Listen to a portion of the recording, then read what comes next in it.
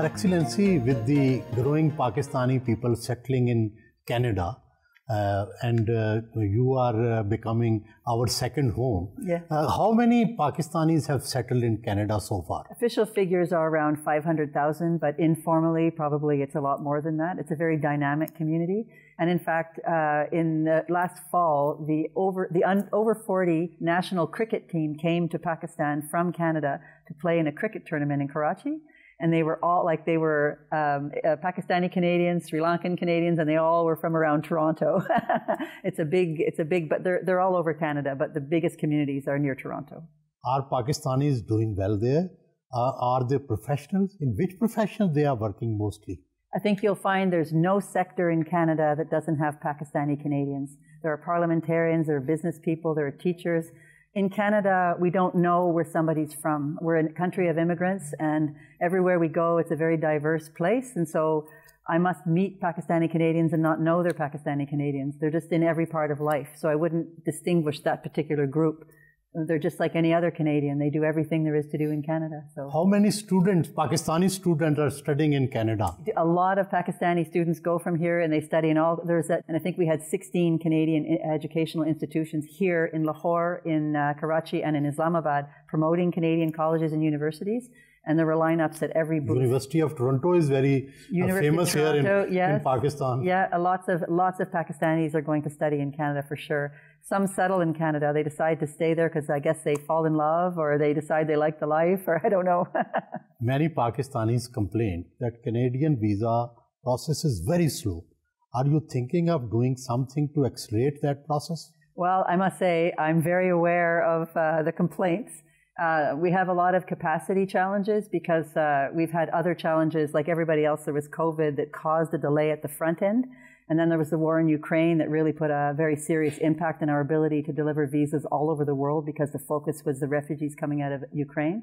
And then there was the Afghan refugee crisis, which took another bunch of our capacity. So we're aware of the delays. But if you look at the IRCC website, you'll see that the delays have been reduced radically from what they were even a year ago.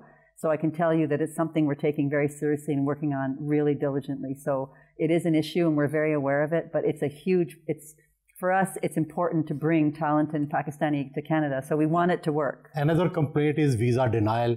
And many people who are very prosperous, they are industrialists. Some are even refused visas even then. And do you know what? I'll give you a trick. A lot of people who are refused their visa, it's because they used a service provider to fill in the form and there's a mistake in the form. And the government of Canada refuses automatically if the form isn't properly filled out. And what I often find is when somebody is denied a visa and we look into it, it's because they made a mistake on the form and they didn't fill it out properly. So the lesson there is no matter how rich you are, fill in your own form. It's very straightforward online. Go and fill it out. And be careful with your application form. We know that doctors, truck drivers, and many technicians are in demand. Do Canada need nurses or some other professionals as well? If you go on the IRCC, the website, you'll see exactly which specializations are in demand in Canada, and it varies by year. It's not the same all the time. So it'll be very clearly identified. So yes, nurses are always in demand, doctors are in demand, but there's a certification challenge. So if you come as a professional like a doctor, you have to have your credentials recognized. So let's say you are Pakistani, you go study at U of T in Toronto, you become a doctor, you come back to Pakistan, you practice, but then you want to emigrate to Canada, then you'd have no trouble practicing medicine. But if you didn't study in Canada, it takes some time to get your qualifications recognized in Canada. But there is a demand for medical professionals and all kinds of specializations, and that's all clearly enunciated on the IRCC website. Now coming to some lighter questions. Do you like spicy food? Okay, here's the thing.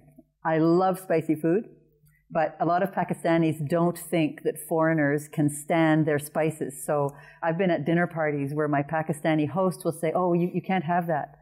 And I'll say, oh, why not? And they'll say, oh, it's way too spicy for you. And I'm just like, oh. And then it makes me want to have more spice just to show them that I can eat it. But I like food very spicy. So I've heard that you can cook Japanese food. Have you ever tried to cook Pakistani food as well? We did. I asked the residence chef if he would do a cooking course for some of the Canadian diplomats. And so we all took a course and learned how to make, I don't know, I can't remember what we made, but we had all the beautiful spices on the counter. We took some beautiful photos, but I have Pakistani food every day for lunch. And people tell me on Twitter what I should try. And so the chef makes everything we get for advice, we make it. And then I tweet about it. So, have you ever tried Pakistani music as well? Any singer you liked? I can't name a singer. I know I like it, but I'm not that knowledgeable about it. But I'll direct you to the EU ambassador's video from last year on Pakistan's National Day.